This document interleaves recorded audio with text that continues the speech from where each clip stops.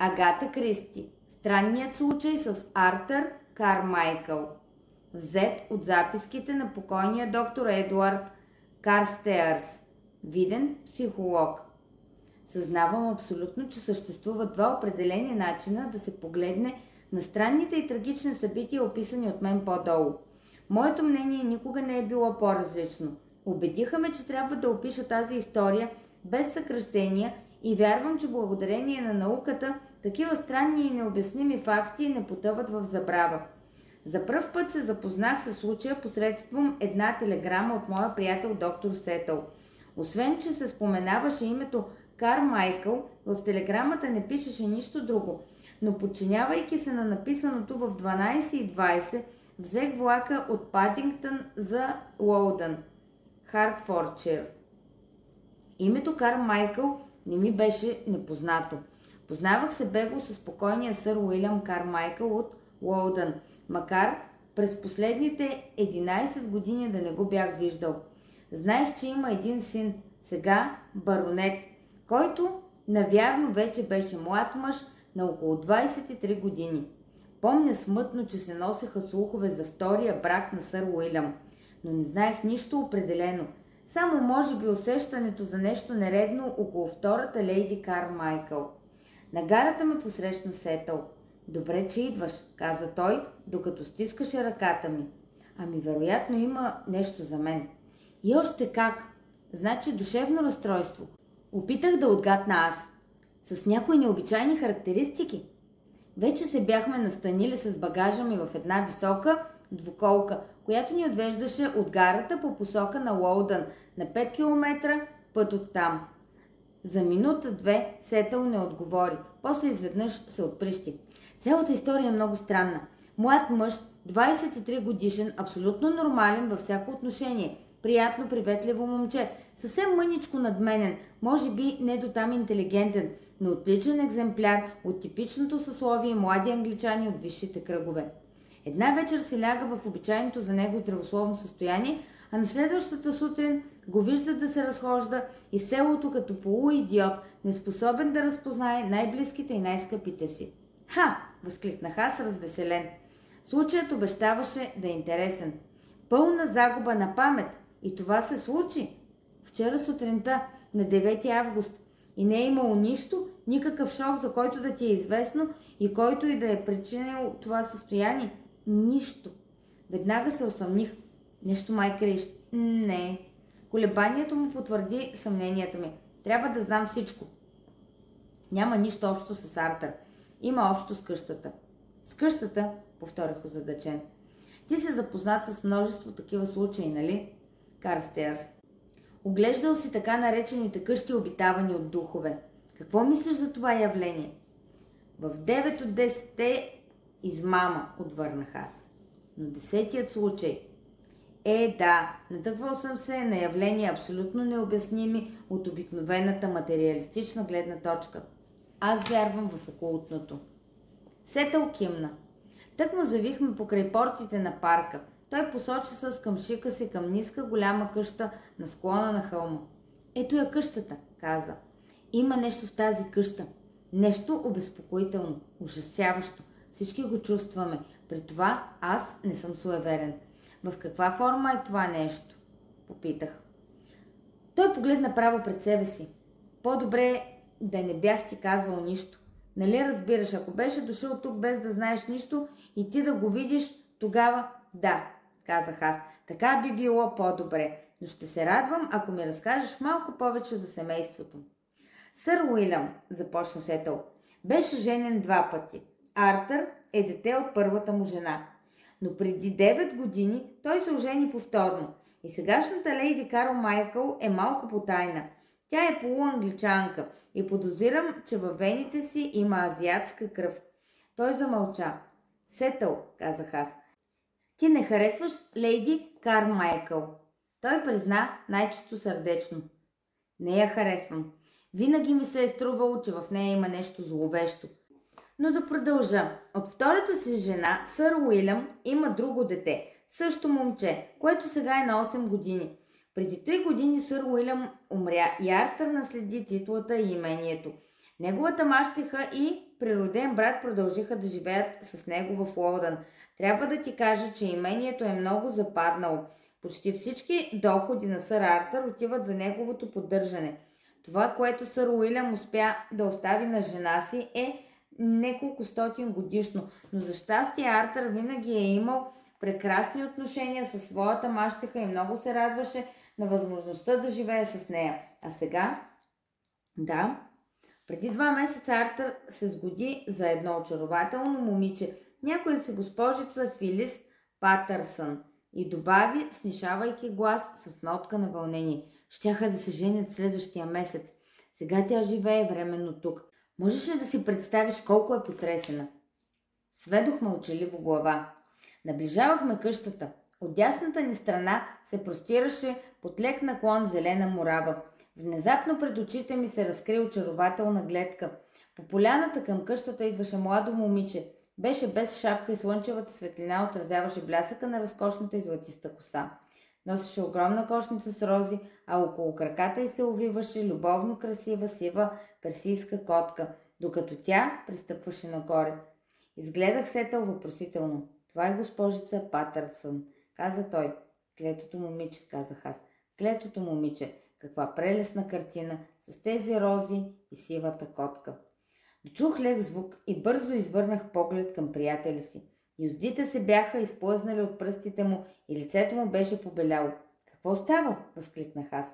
Той се овладя с усилие. След още няколко минути пристигнахме и аз го последвах в зелената гостна, където беше поднесен чай. При нашето влизане жена на средна възраст, но все още красива, стана и тръгна към нас с протегната ръка. Това е моят приятел доктор Карстеърс, лейди Кармайкъл. Не мога да обясня инстинктивната неприязън, когато поех протегнатата ръка на тази очарователна и достопочтенна жена. Тя се движеше с мрачна и упоителна грация, която ми напомни намека на Сетъл за ориенталската кръв. Много хубаво от ваша страна да дойдете, доктор Карстеърс, каза тя с нисък напевен глас. И да направите опит да ни помогнете в голямата ни беда. Измърморих нещо в отговор и тя ми подаде чаша с чай. След няколко минути в стаята влезе момичето, което бях видял на поляната отвън.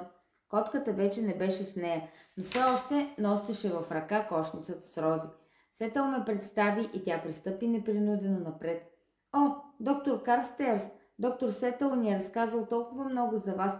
Имам чувството, че ще успеете да направите нещо за нещастния Артър.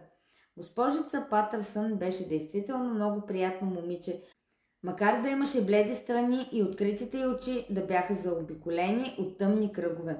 Скъпа млада госпожице, казах аз успокоително, вие наистина не трябва да се отчаивате. Тези случаи на загубена памет или раздвояване на личността често са съвсем краткотрайни. Пациентът може всеки момент да се възстанови напълно.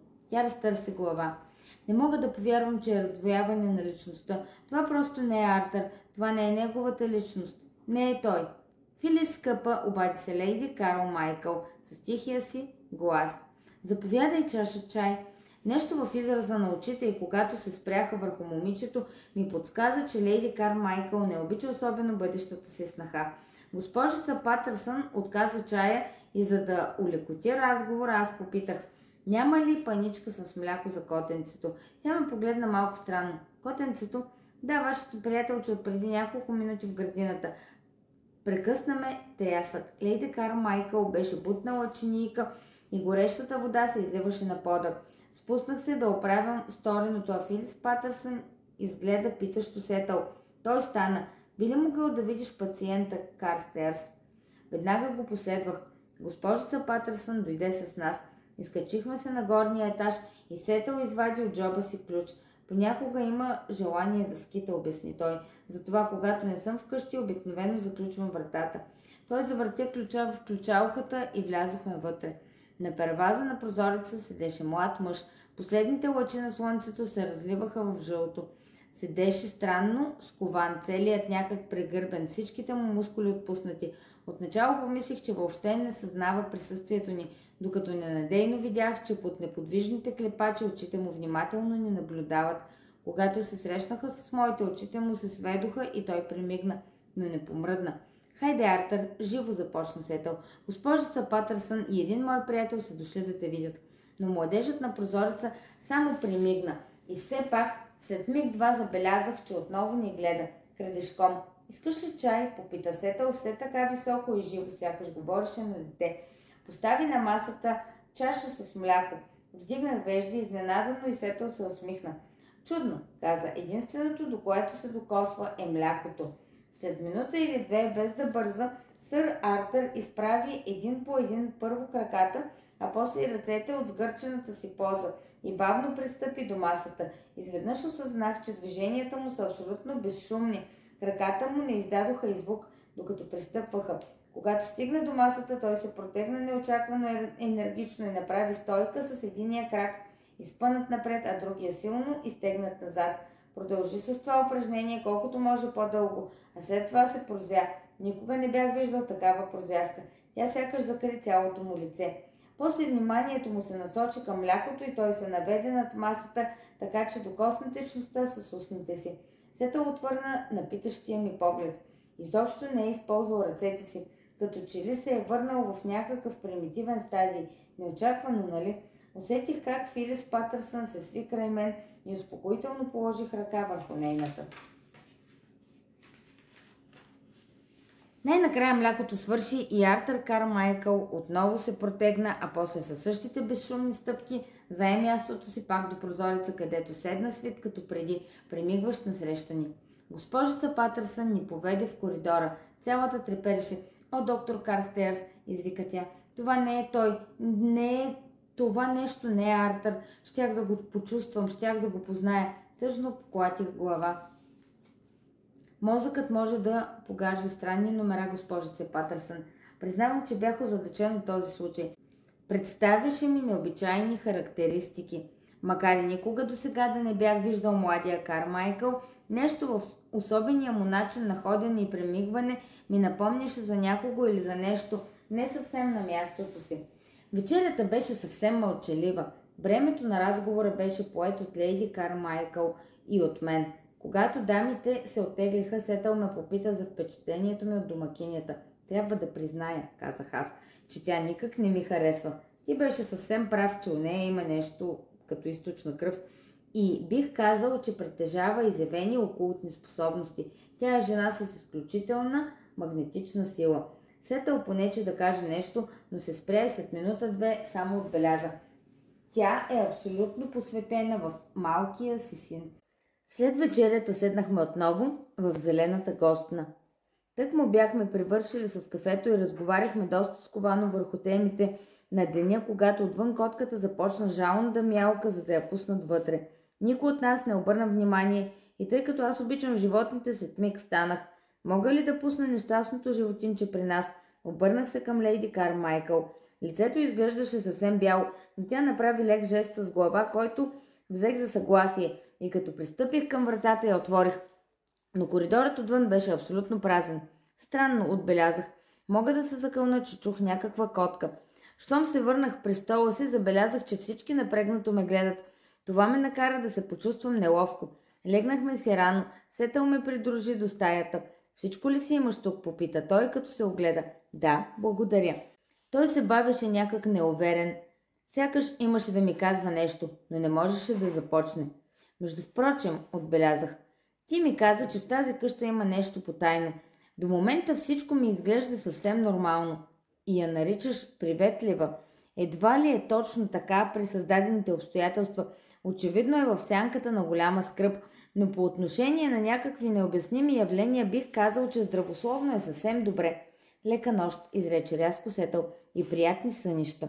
Сънища наистина имах. Сивата котка на госпожица Патърсън сякаш се беше отпечатала върху мозъка ми. Стори ми се, че през цялата нощ сънувах това нещастно животно.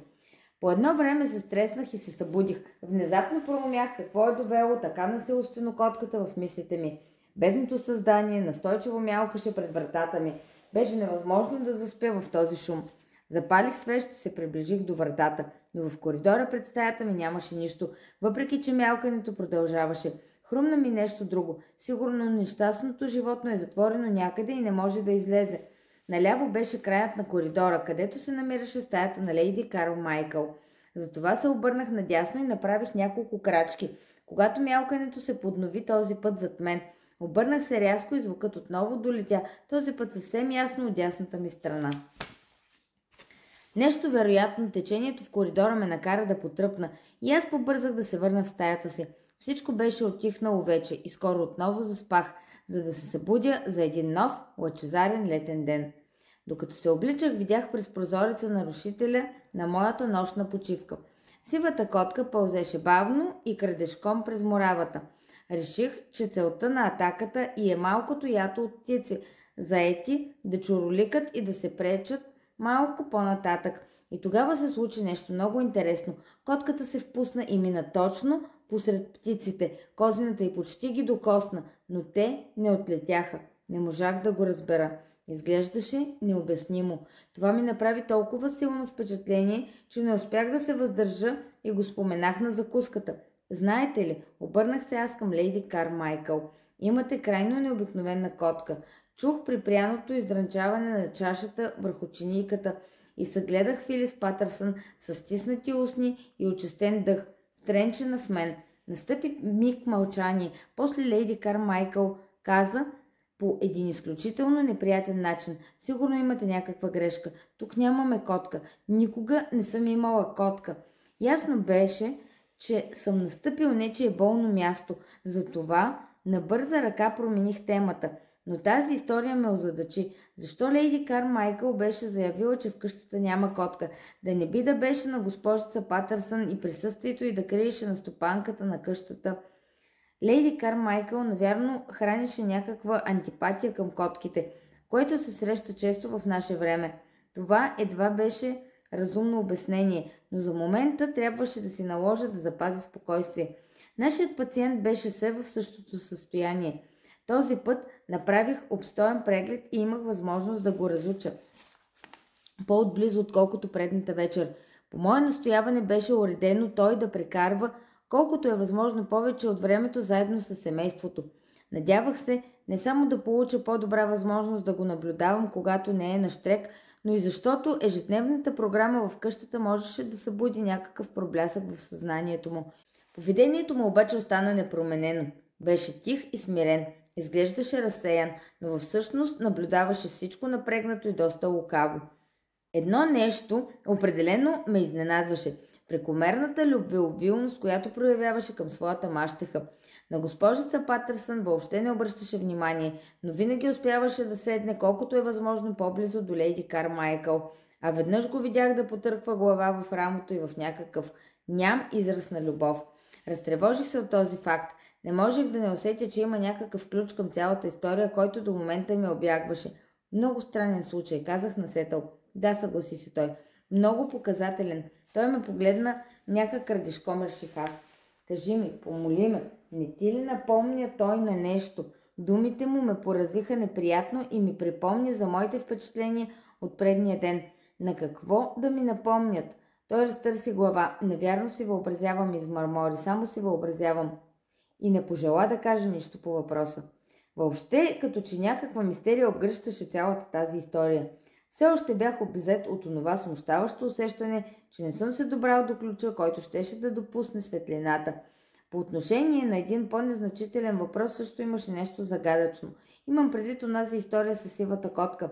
По една или друга причина това нещо вече ми лазеше по нервите. Сънувах котки, непрекъснато си представях, че ги чувам. От време на време в далечината съзирах красивото животно. Фактът, че съществува някаква загадка, свързана с нея, непоносимо ме глождаше. Един следобед се поддадох на внезапен порив и помолих лакея за някои сведения.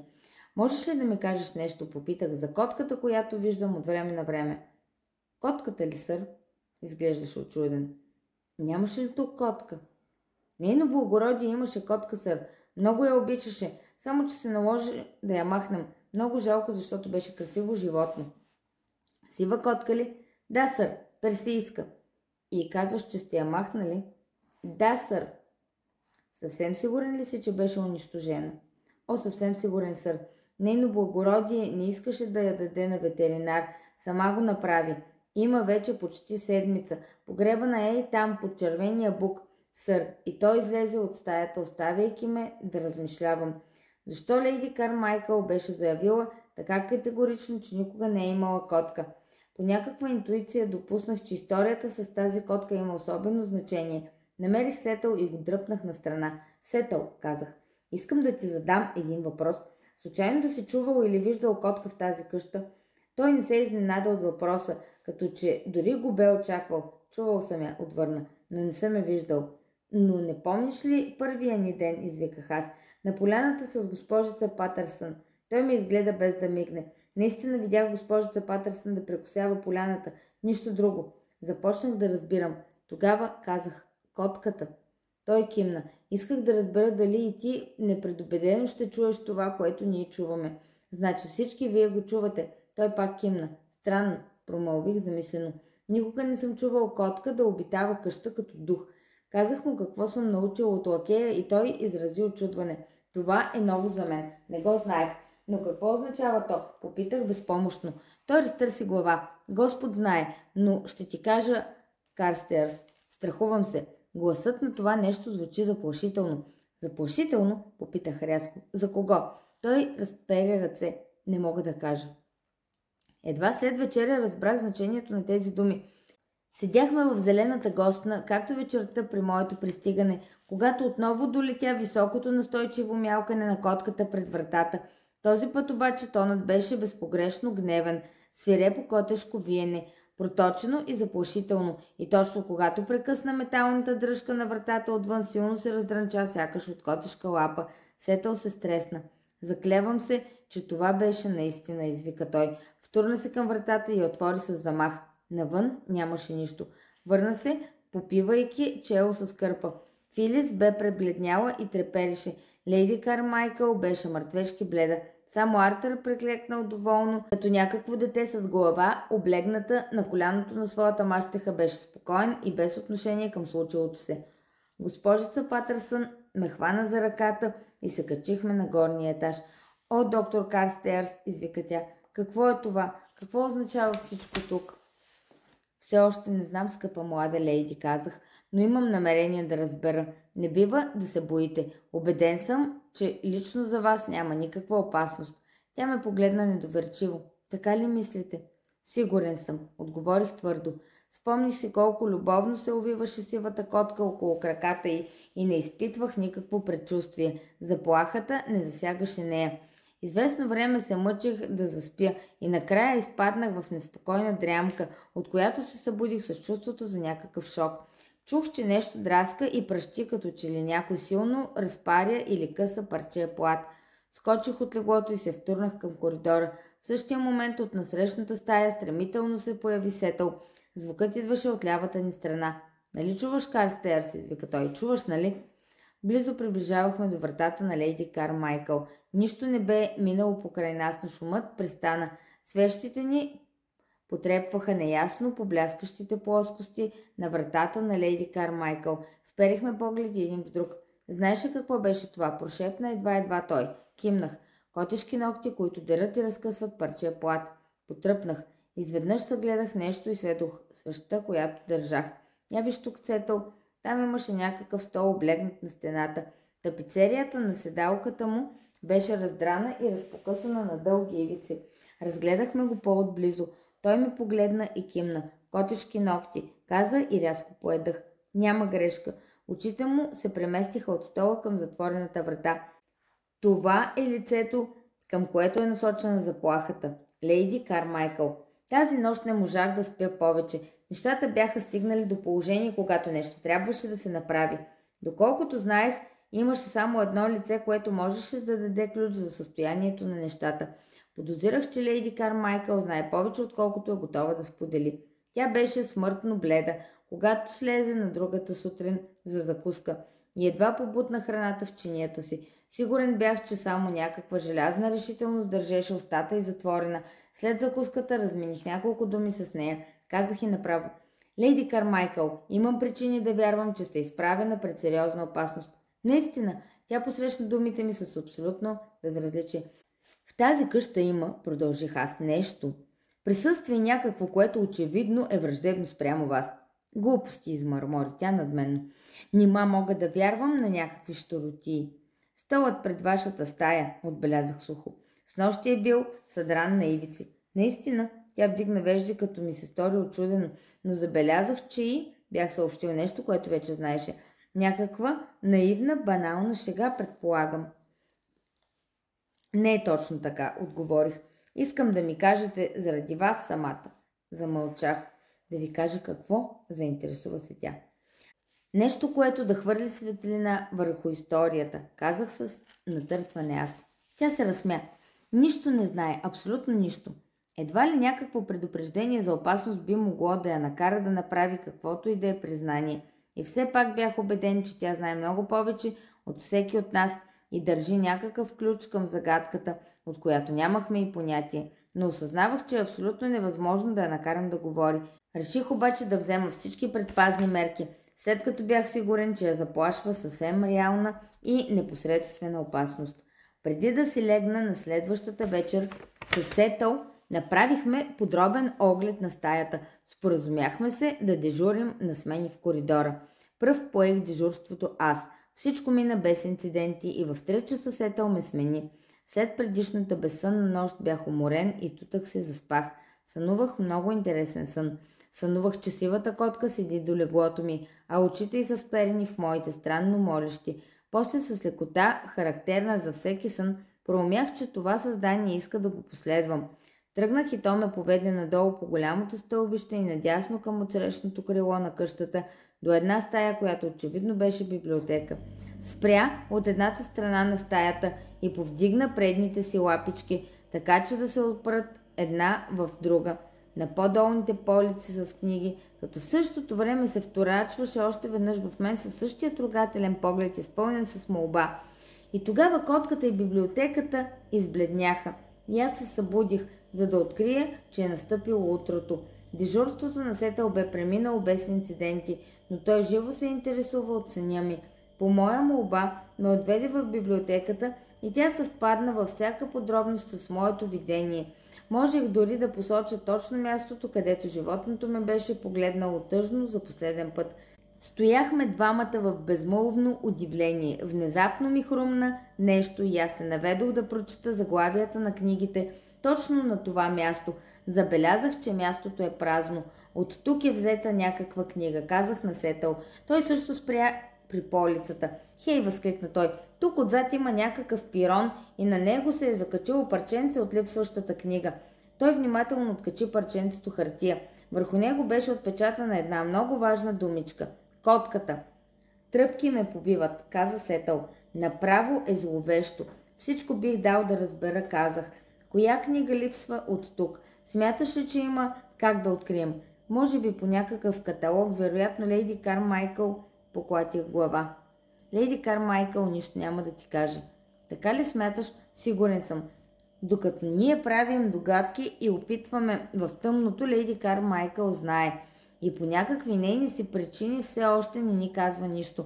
Предпочита да се подложи на страшен риск, вместо да наруши мълчанието си. Денят мина толкова безлично, че ми приличаше на затишие пред буря. При това изпитвах странното усещане, че проблемът се приближава към своето решение. Опитвах в тъмното, но скоро щях да прозра. Всички факти бяха на лице. Готови, чакащи. Мъничката искра, която да ги осветли и да ги спои един за друг, за да покаже тяхното значение. И тя наистина се появи. По най-неочакван начин. Това стана точно когато бяхме насядали като обикновено след вечеря в зелената гостна. Всички бяхме много мълчаливи. Стаята беше тъй безшумна, че по пода пробягна мъничко мишле и в този миг искрата блесна. С един единствен голям скок Артър Кармайкъл литна от стола си. Вибриращото му тяло се устреми като стрела след мишката. Тя изчезна зад ламперията, а той остана приклекнал там, целият нащрек. Тялото му все още треперещо от напрежение. Беше ужасно. Никога не бях ставал свидетел на такъв парализиращ миг. Вече не се чудих на какво ми напомнише Артър Кармайкъл с безшумната си походка и зоркия си поглед. В мислите ми се появи мълниеносно обяснение. Безумно, невероятно, недопустимо. Отхвърлих го като невъзможно, немислимо, но не можех да го прогоня от ума си. Почти не си спомням какво стана след това. Всичко изглеждаше замъглено и нереално. Зная, че по някакъв начин се качихме горе и си пожелахме бързишком лека нощ, едва ли не страхувайки се да се погледнем в очите, за да не би да видим в тях потвърждение на опасенията си. Сетъл се настани пред вратата на леди Кармайкъл за първото дежурство и се уговорихме да ме събуди в 3 часа. За леди Кармайкъл не се страхувах. Бях изцяло погълнат от фантастичната си невероятна теория. Казвах си, че не е възможно, но мислите ми отново се връщаха като в някакво опиянение. И тогава изневиделица покоят на нощта бе нарушен. Гласът на Сетъл се извиси във вик, отправен към мен. Втурнах се в коридора. Той тропаше и блъскаше със Сесили по вратата на леди Кармайкъл. Дявол да я вземе тая жена, викаше той. Заключило е, но... Той е вътре, човече. Вътре при нея. Не го ли чуваш? Зад заключената врата свирепо се извиваше протяжено котешки вой, а след него последва ужасяващ писък. После още един. Разпознах гласа на леди Кармайкъл. Вратата, изревах аз. Трябва да я разбием. В следващата минута ще бъде прекалено късно. Опряхме рамене и с всичка сила я натиснахме. Чу се трясък и ние едва не паднахме в стаята. Леди Кармайкъл лежеше окървавена. Рядко съм виждал по-страшна гледка.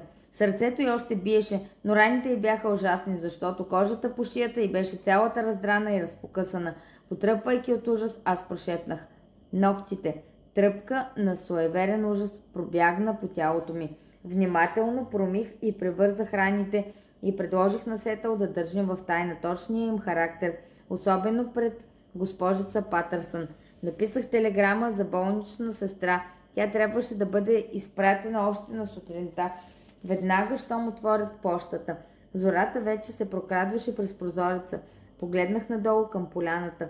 Облечи се и излез. Обърнах се рязко към Сетъл. Леди Кармайкъл ще се оправи. Скоро той беше готов и слязохме в градината. Какво смяташ да правиш? Ще изровя трупа на котката, казах. Трябва да съм сигурен. Намерих лопатата в една барака и се хванахме на работа в подножието на голямото червено буково дърво. Накрая усилията ни се увенчаха с успех.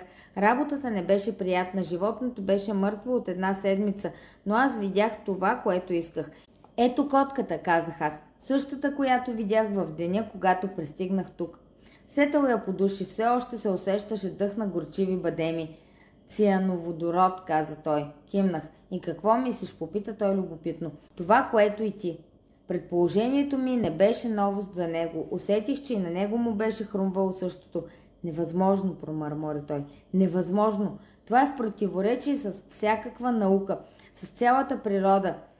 Тласът му се проточи и премина в тръпка. И онази мишка с нощи, каза той.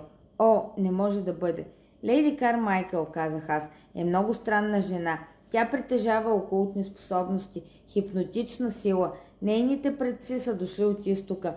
Можем ли да знаем как е използвала способностите си върху едно толкова слабо и обичливо създание като Артър Кармайкъл? И запомни, Сетъл, ако Артър Кармайкъл остане безпомощен идиот, който е всецяло предан, целият имот остава фактически нейн и на нейния син, за когото ти ми каза, че го обожава, а Артър щеше да се ожени. Но какво смяташ да правиш, Карстеърс? Няма какво да се прави, отговорих. Ще сторим най-добре, обаче, ако застанем между леди Кармайкъл и отмъщението. Леди Кармайкъл бавно се възстановяваше, точно както можеше да се очаква, раните й заздравяха. Белезите от тази страшна атака тя щеше да носи вероятно до края на живота си. Никога не се бях чувствал по-безпомощен. Силата, която ни беше победила, все още се ширеше непреодолима. И макар за сега отолена, едва ли щяхме да можем да я смятаме за такава след известно време. Твърдо бях решил едно. Веднага, щом леди Кармайкъл се възстановеше, тя трябваше на всяка цена да бъде отведена от Уолдън. Надявах се, все пак онази страховита проява да не я последва. Така минаваха дните. Бях отбелязал 18 септември като дата на заминаването на леди Кармайкъл. На сутринта, на 14 настъпи неочаквана развръзка. Бях в библиотеката и обсъждах със Сетъл подробностите по състоянието на леди Кармайкъл, когато в стаята на Хълта разтревожена прислужничка. О, сър, извика тя. Бързо! Господин Артър падна в езерото. Стъпи върху лодката и тя се наклони под краката му. Той загуби равновесие и падна във водата. Видях го от прозореца. Не чаках и миг повече, а хукнах от стаята, последван от Сетъл. Филис беше отвън и бе чула разказаното от прислужницата. Тя се завтече заедно с нас. Не е нужно да се страхувате, извика тя. Артър е великолепен пловец. Имах обаче някакво предчувствие и се затичах още по-бързо. Повърхността на водата беше гладка. Празната лодка лениво се носеше отгоре, но от Артър нямаше и следа. Сетъл съблече палтото и бутушите си. Влизам, извика той. Ти вземи куката и се заеми да търсиш с другата лодка. Не е кой знае колко дълбоко. Докато търсехме на празно, времето ни се стори ужасно дълго. Минаваха минута след минута и тогава, точно когато вече се бяхме отчаяли, намерихме безжизненото на вид тяло на Артър Кармайкъл и го понесохме към брега. Докато съм жив, няма да забравя безнадежната агония по лицето на Филис. Не, устните й отказваха да изрекат ужасяващата дума. Не дейте, скъпа моя, извиках аз. Ще го оправим, не се бойте. Но почти не храних надежда. Беше стоял под водата половин час. Изправих Сетъл до къщата и затоплих одеялата и други необходими вещи и сам започнах да правя изкуствено дишане. Повече от час усърдно се мъчихме с него, но не забелязахме никакви признаци на живот. Кимнах на Сетъл отново да заеме мястото си и доближих Филис. Боя се, казах тихо аз, че нищо не става. На Артър не може да се помогне. За момент тя остана напълно вцепенена. После внезапно се хвърля върху безжизненото тяло. Артър, закрещя отчаяно. Артър, върни се при мен. Артър, върни се. Гласът ти отекна в тишината наоколо. В този миг докоснах ръката на Сетъл. Погледни, казах. Лекка руменина плъзна по лицето на удавника. Проверих му сърцето. Продължавай с изкуственото дишане, извиках. Идва в съзнание. Този път минутите направо полетяха. За невероятно кратко време очите му се отвориха и тогава ненадейно усетих разликата. Това бяха интелигентни очи, човешки очи. Те се спряха на Филис. Хей, Фил, промълви той едва. Ти ли си? Мислих, че ще дойдеш чак утре. Тя още не смееше да проговори, но му се усмихна. Той се огледа все по-озадачен. Но къде се намирам и се чувствам отвратително? Какво ми става? Здравейте, доктор Сетъл. За малко да се удавите, това е станало. Отвърна мрачно Сетъл. Сър Артър се намръщи. Чувал съм, че било ужасно, когато дойдеш в съзнание, но как е станало да не съм се превърнал в сомнамбул? Сетъл разтърси глава. Ще трябва да го отнесем до къщата, казах и пристъпих напред. Той се взря в мен и Филис ме представи. Доктор Карстеърс. Отседнал е при нас. Изправихме го и се отправихме към къщата. Изведнъж той вдигна поглед, сякаш нещо му хрумна. Докторе, нали ще се оправя за 20? За 20, изрекох бавно аз. Имате предвид 20 август? Да, идния петък. Та днес е 14 септември, каза Сетъл рязко. Удивлението му беше съвсем явно. Но аз си мислех, че днес е 8 август. Значи съм бил болен. Този път бързо се намеси Филис с нежния си глас. Да, каза тя, болен беше. Той се намръщи.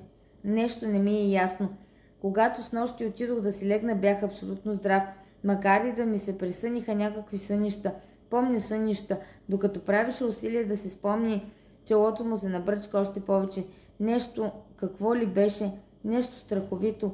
Някой ми се беше сторил странен и ми беше сторил нещо и аз страшно се ядосах, бях отчаян, но тогава сънувах, че съм котка. Да, котка, смешно, нали? Но сънят ми не беше смешен, по-скоро ужасен. Само дето не мога да си спомня. Замисля ли се, всичко се изпарява. Положих ръка върху рамото му. Не се опитвайте да мислите, сър Артър, казах авторитетно. Успокойте се, за да забравите. Той ме погледна озадачено и кимна. Чух как Филис въздъхна облегчено.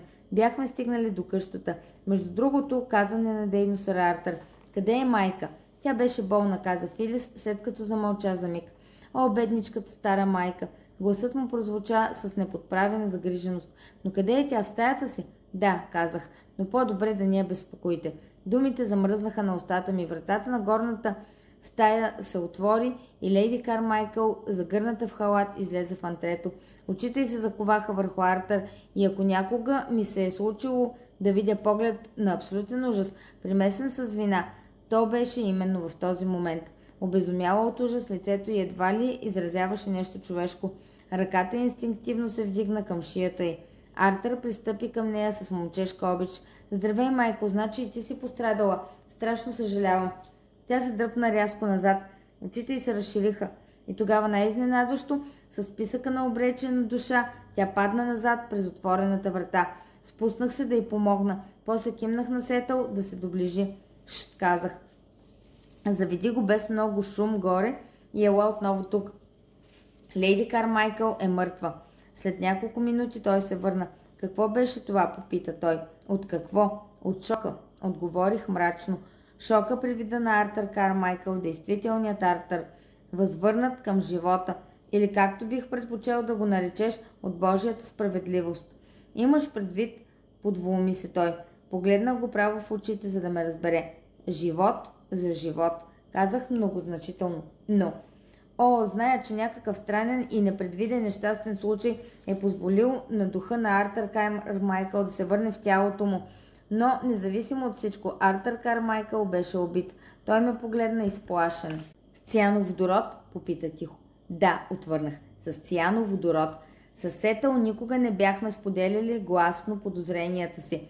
Смущавахме се от тях. Според общоприетите схващания, Артър Кармайкъл страдаше просто от загуба на памет. Лейди Кармайкъл беше раздрала собствената си шия в поредния пристъп на лудост, а появата на сивата котка беше просто игра на въображението. Но съществуват два факта, които за мен са безусловни. Единият е раздраният стол в коридора, другият е още по-съществен. Намерен беше един каталог от библиотеката и след подробното му проучване беше доказано, че липсващият том е някаква стара и твърда любопитна книга върху възможностите за метаморфоза на човешките същества в животни. И още нещо. С благодарност заявявам, че сър Артър не знае нищо. Филис е заключила тайната на тези седмици в собственото си сърце и съм сигурен, че никога няма да ги разкрие пред съпруга си, когото обича безрезервно и който прекрачи бариерата на гроба си само при повика на нейния глас.